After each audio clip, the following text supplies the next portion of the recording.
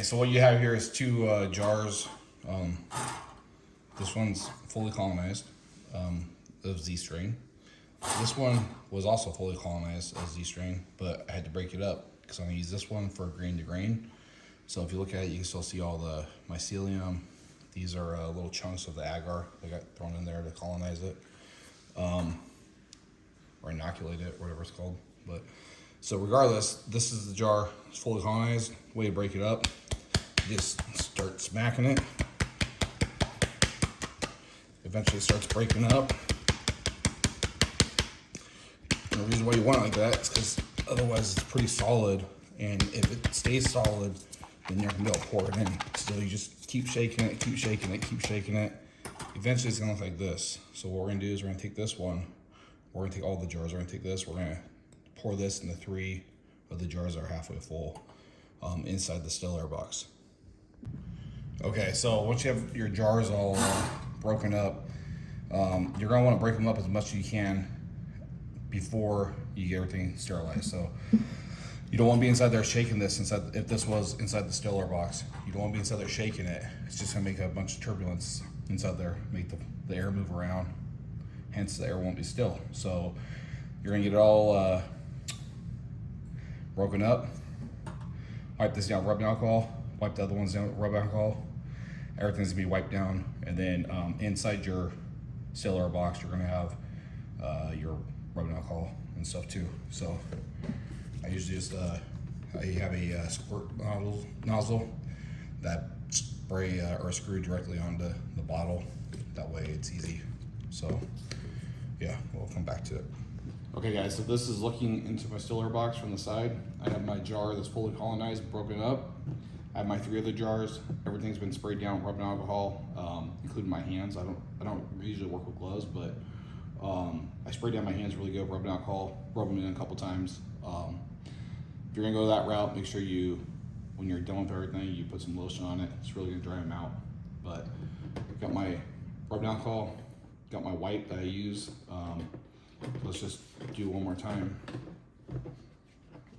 Wipe these hands and arms down. Take my wipe. One more thing is, like, I liberally put a bunch of rubbing alcohol way on the bottom here, just to I don't know, just to like keep it. It's moist. I mean, you probably can't see it, but it's pretty moist on the bottom. So, all right, so there. Make a little room. You don't want to be moving around too much in here, but it's fine. So I'm gonna loosen this lid. Keep it like that. This is the lid I'm pouring from.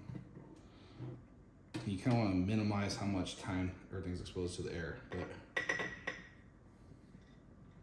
just gonna pour it in about 1/3 of it. Make sure you're pouring it. Every once in a while you get this big chunk. Just kind of scoop it back in. Put your lid back on. Make sure you leave room for it to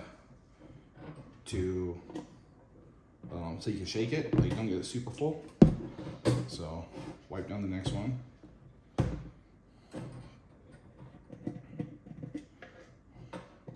Take the lid back off, and same thing.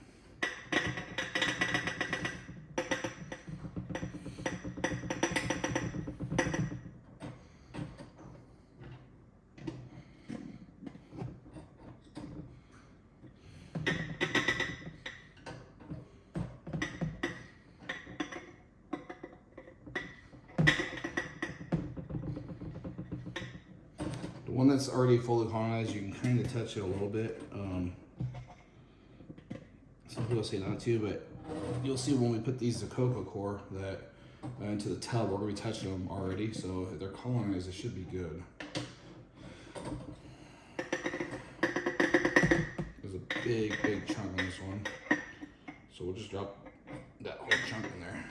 Boom, boom.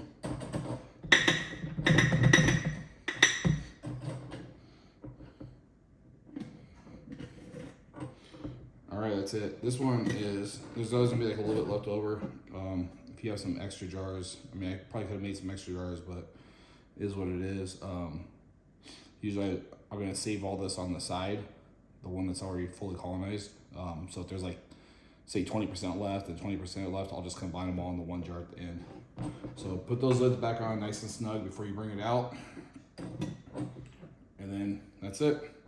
So you're gonna repeat this process with all your jars.